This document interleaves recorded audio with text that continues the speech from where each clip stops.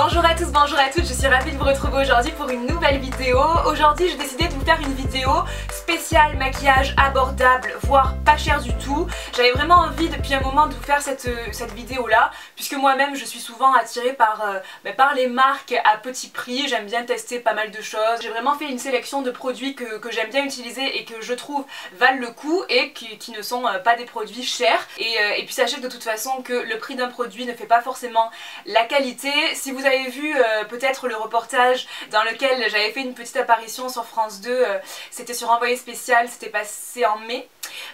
Justement il faisait un reportage sur les nouvelles marques low cost, de maquillage low cost, et il comparait par rapport aux marques de luxe, aux marques beaucoup plus onéreuses. Et en fait vous savez, le prix en grande majorité c'est souvent une question de publicité. Par exemple quand on prend certaines marques de parfumerie ou certaines marques de luxe, c'est vrai que quand ils font des pubs ils prennent souvent en égérie des stars, des actrices, etc. Et du coup c'est le prix de leurs produits qui en pâtissent, puisque ça leur coûte très très cher bien évidemment. Aujourd'hui il y a beaucoup de marques pas chères qui arrivent. S'ils sont aussi peu chers, c'est tout simplement parce qu'ils mettent beaucoup moins d'argent dans la publicité. Ils se font connaître uniquement par internet, uniquement par toutes les nouvelles méthodes, mais qui coûtent beaucoup moins cher. Et j'avais trouvé ce reportage super intéressant, et en fait quand ils comparaient la composition des produits, etc., on a pu remarquer qu'en fait certains produits très chers ne valaient pas mieux que d'autres produits vraiment pas chers. Par exemple il y avait une crème hydratante de chez Lidl, et par rapport à une autre crème, je ne sais plus la marque, mais c'était une crème qui coûtait je crois dans les 60 €, ils avaient dit, mais je ne sais plus du tout la marque. Et en fait ils avaient vu que la crème la plus hydratante des deux c'était la crème Lidl, alors qu'elle coûte quoi, 3 €, quelque chose comme ça. Donc vraiment il ne faut vraiment pas se fier à ça. Le prix d'un produit ne fait pas forcément sa qualité. Donc j'ai fait une grande sélection quand même, parce que j'ai essayé de faire quelque chose de complet. Donc déjà en base à maquillage, il y a une base que j'aime bien, c'est la NYX Pore Filler. C'est une base que j'utilise quand même assez souvent. Bon là j'en ai presque plus de ce tube là, mais c'est une base en fait qui sert à, vous savez, à camoufler un petit peu les pores de la peau, un petit peu dans le même style que la base de chez Benefit ou que d'autres bases qui existent.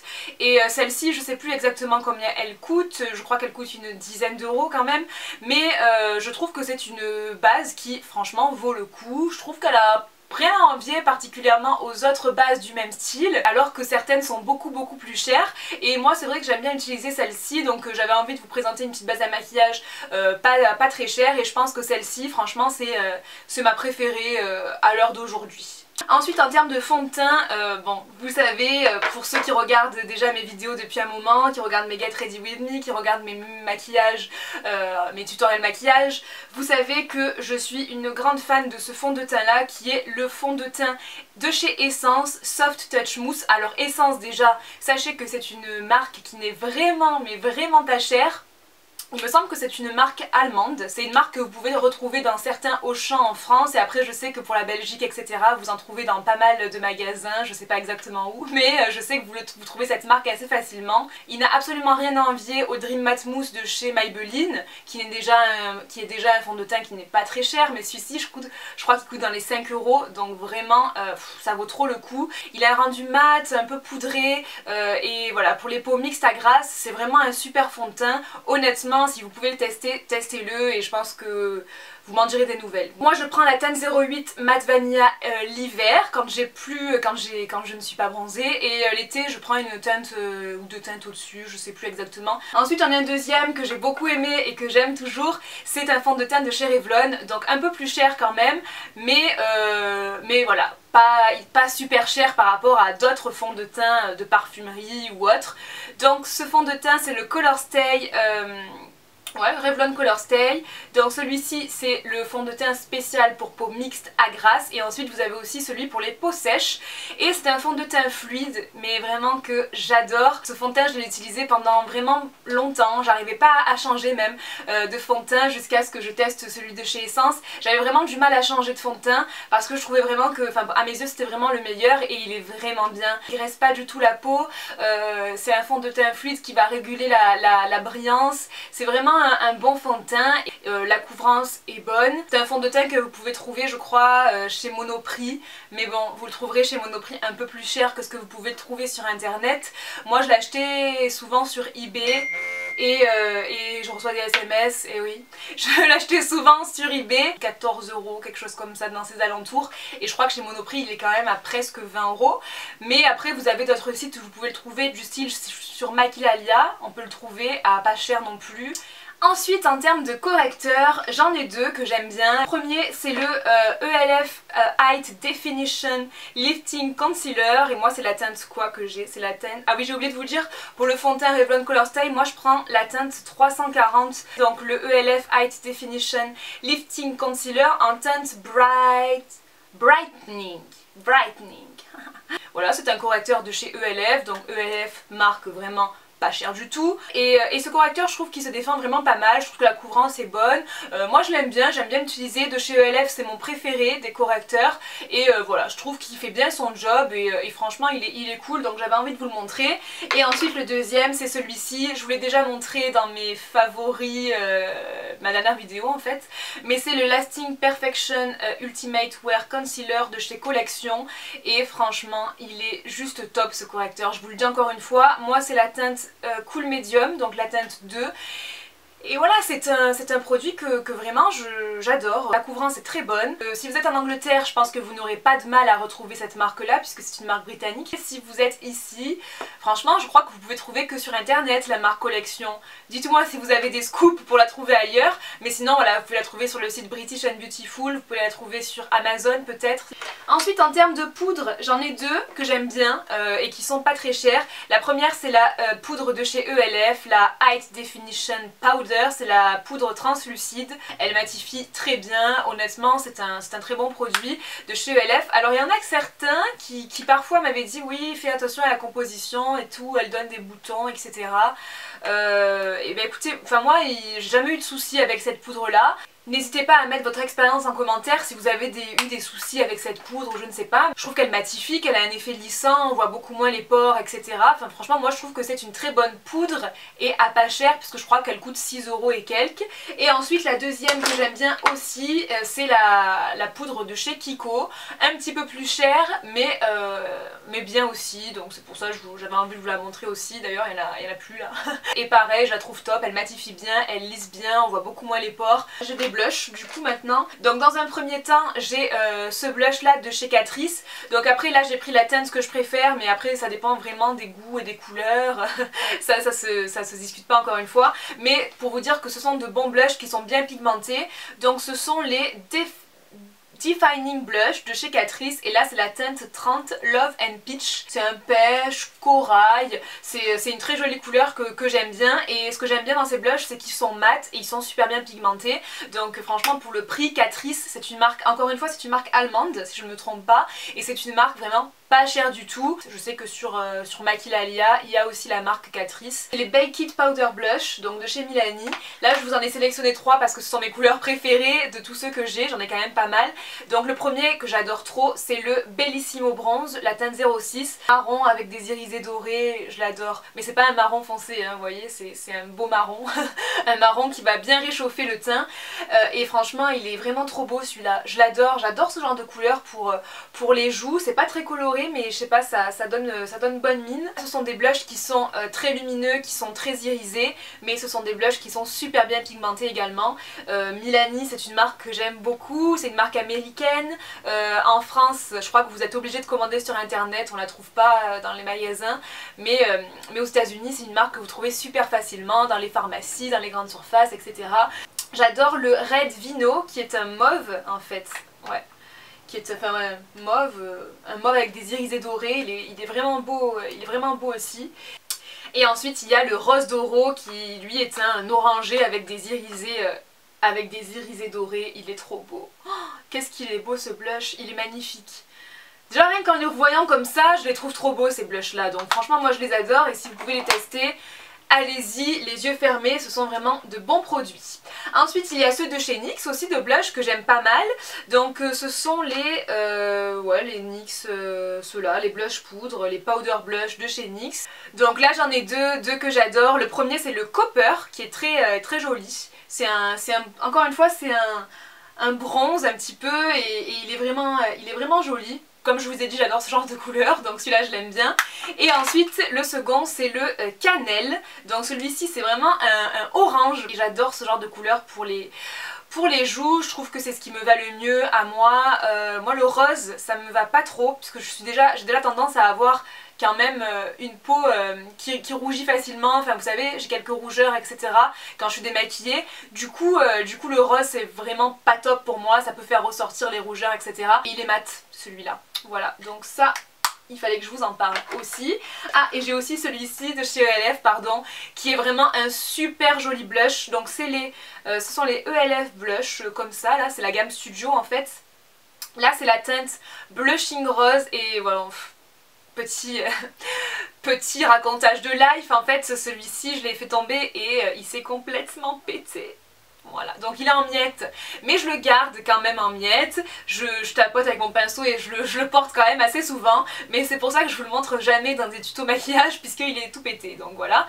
Mais c'est une super jolie couleur, franchement, c'est un vieux rose avec des irisés dorés, franchement je l'adore, il est super joli et il est très bien pigmenté, je l'adore. Ensuite j'ai un highlighter à vous montrer, même bien que je vous en ai déjà parlé beaucoup de fois si vous me suivez depuis un moment, c'est le ELF Bake It Highlighter et c'est la teinte Moonlight Pearls et alors c'est un highlighter comme ça, très clair, vraiment couleur coquille d'œuf, nacré, trop beau. Il est vraiment trop beau et il est bien pigmenté, il illumine parfaitement bien.